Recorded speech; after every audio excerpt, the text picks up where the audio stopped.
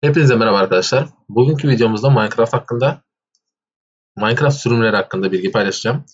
Artık bu videoyu bizim YouTube kanalımızda ilk video olarak baz almanız lazım. Bundan sonraki videolar sırayla farmlar hakkında, Minecraft bilgileri hakkında videolar paylaşmaya çalışacağım sık sık. Şimdi öncelikle Minecraft sürümleri hakkında açıklama getirmek istedim.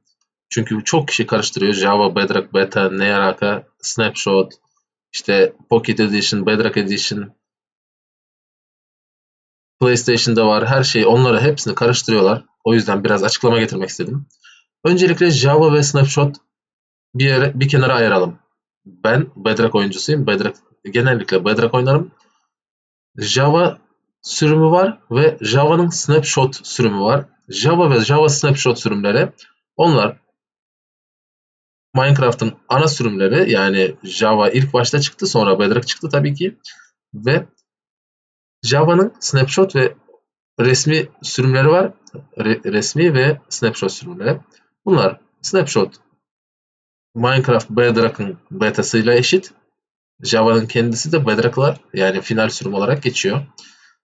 O yüzden Java'nın snapshot'unu bir kenara bırakacağız. Bizim konumuz Bedrock'la Minecraft Minecraft Bedrock Preview, yani beta sürümü arasında olacak.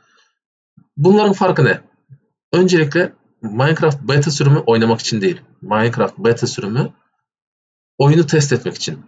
Oyunda ne hatası var, ne yapabiliriz? Hataları geri bildirim yaparsanız onları güncelleyecekler. Final sürümüne gelmeden önce oyuna eklenen bütün özellikleri beta'da, preview sürümünde test ederek hata bildirip ve oradan hata kalmadığı zaman finale aktarılacaktır güncelleme olarak. O yüzden beta sürüm oynanmak için değil, oynamak için değil. Hiçbir zaman beta'da sunucu kurmayın, beta'da dünyanızı geliştirmeyin. Beta'da başarımlar kazanamazsınız. Dünyanızda hile açmasanız bile başarımlar kazanamazsınız ve bir sürü hata olabilir. Beta sürümü çok hatalı, çok bug'lı bir sürüm. Onu oynamayın. Öncelik tavsiyem bu. Ve mod yüklemeden nasıl fark edebilirsiniz? Bakın ekranda şu an sağ tarafta beta sürümü var. Preview, ikisi aynı. Telefonda beta deniliyor. Bilgisayarda olduğum için şu an preview olarak yazıyor. Bu beta sürümü. Sol taraftaki ise Minecraft Java Bedrock final sürümü, yani son sürüm olarak geçiyor. Final olarak geldi. Şimdi bunların nasıl farkını anlarsınız? Farkı şurada en üstte iki satır küçücük harflerle yazılan yazılar var.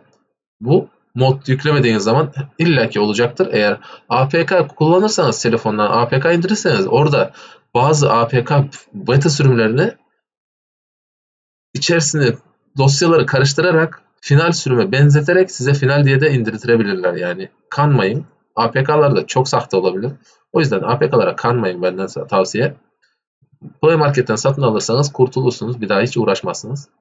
İşte bu iki satır yazı sizin cihazınızın özelliklerini gösteren yazı. İşte RAM'i kaç FPS alıyorum, ekran kartım ne, işlemci ne, sistem ne, her şey burada yazıyor. Bu beta sürümünde var. Finalde böyle yazı olmaz, hayatta olmaz.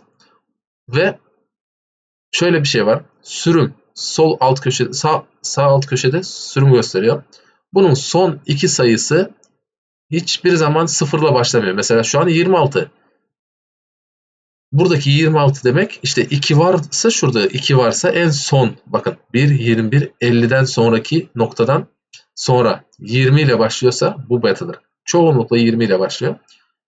Final sürümleri kısa yazıyorlar. Mesela şurada. Bakın 1, 21, 44 ve sonrasındaki iki sayı atlatıyorlar. Yazmıyorlar. Bu final sürüm.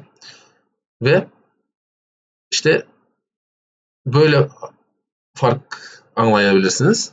Şimdi gelelim, Bedrock Minecraft cihazlarda farklı mı? Yani telefonda farklı mı? PlayStation, Nintendo Switch, Xbox, iPhone, hepsinde Bedrock Minecraft aynı. Ayarları aynı, özellikleri aynı, güçleri aynı, her şeyi aynı.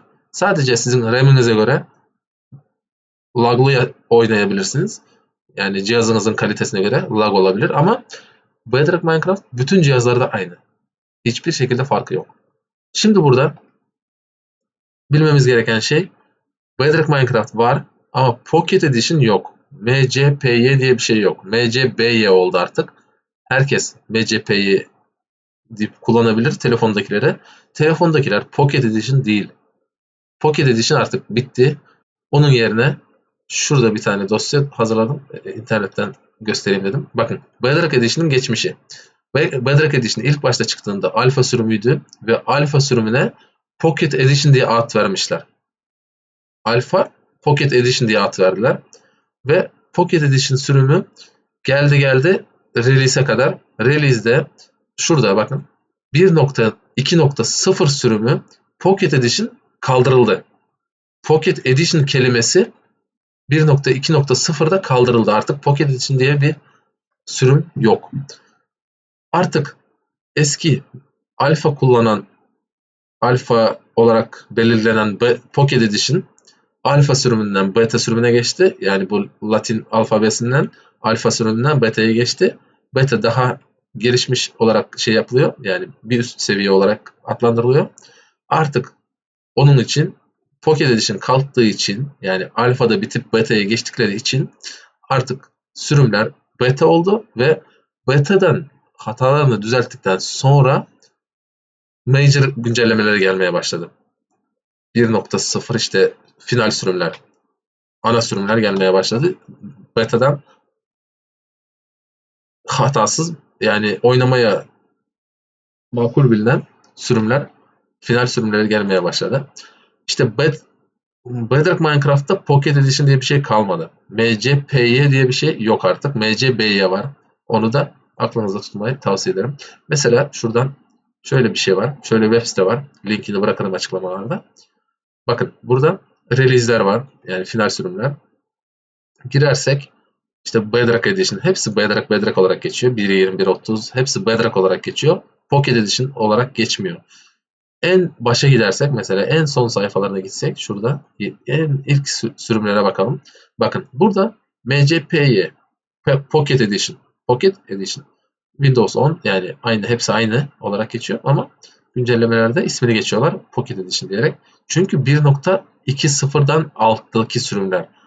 Geliyoruz 1.1.5. Bu da 1.2'den alttaki sürüm. O yüzden hala da Pocket Edition olarak geçiyor. Artık gelelim bu Nintendo Switch'i atlatalım, farklı sürümü. Yani orada Pocket Edition yazmaz çünkü Nintendo için yapılmış güncelleme. Artık Pocket Edition 1.2 sürüme geçtiğinde Bedrock olarak geçti. Artık Pocket yok. 1.2 sürümden sonra başlayarak hepsi Bedrock sürüm. Telefon olsun, istediğin şey olsun. Java'dan diğer sürüm artık Java var sadece ve Bedrock var sadece. Başka hiçbir şekilde sürüm yok. İşte Bedrock'ın da final sürümü var, beta sürümü var. Onu karıştırmayın. Bunlar birisi Bedrock sürüm, final, birisi de beta sürümü. Şimdi gelelim, bu sayılar ne anlatıyor? Ben bu videoyu işte sadece sürümler hakkında konuşacağım. Kısa bir video olacak ama umarım bilgi içerir diye düşünüyorum. Şimdi gelelim şöyle bir yazı. Diyelim ki biz şu an oynadığımız sürüm 1.21.40 ve 0.1 de bize görünmeyen şeyi, mesela şunu açsam şurada bakın 1.21.44 yazıyor ya, bunu mesela biz 40'ı baz alarak anlatmak istedim. 1.21.40 01 sürümü. Bu sürüm final. Nereden anlıyoruz? Son iki sayının birincisi her zaman sıfırla başlıyor finallerde. Son iki sayının birincisi sıfırla başlıyor finallerde.